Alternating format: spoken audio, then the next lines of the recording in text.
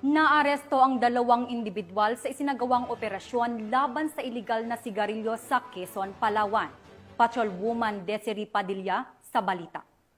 Dalawang individual ang naaresto ng mga otoridad sa kinasang matagumpay na operasyon laban sa iligal na sigarilyo sa Barangay Alfonso 13, bayan ng Quezon, Palawan noong ika-23 ng Agosto taong kasalukuyan.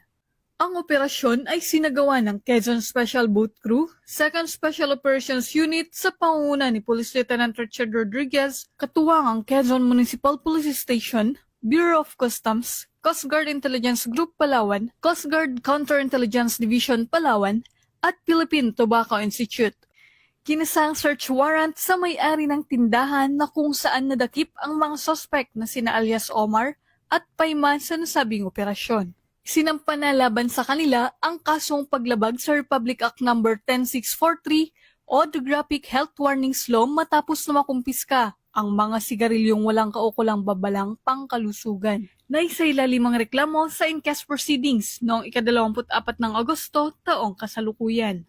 Samantala, inihahanda rin ang hiwalay na kaso laban sa mga suspect para sa paglabag sa Republic Act No. 10863 o Customs Modernization and Tarific Act habang hinihintay ang opisyal na sertipikasyon mula sa Bureau of Customs bago tuluyang maisampa ang karagdagang reklamo.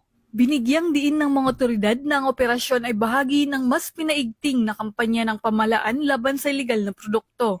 Patunay ito ng mahigpit na pagtutulungan ng iba't ibang ahensya upang matiyak na ang mga sigarilyo at iba pang kalakal ay dumaan sa tamang proseso at hindi makapinsala sa kalusugan at kapakanan ng publiko. Mula dito sa Home of the Police Eco Warriors, Calapan City, Oriental Mindoro, ako ang inyong PNN correspondent, Patrolwoman Desiree Padilla, alagad ng batas, tagataguyod ng Balitang Pulis.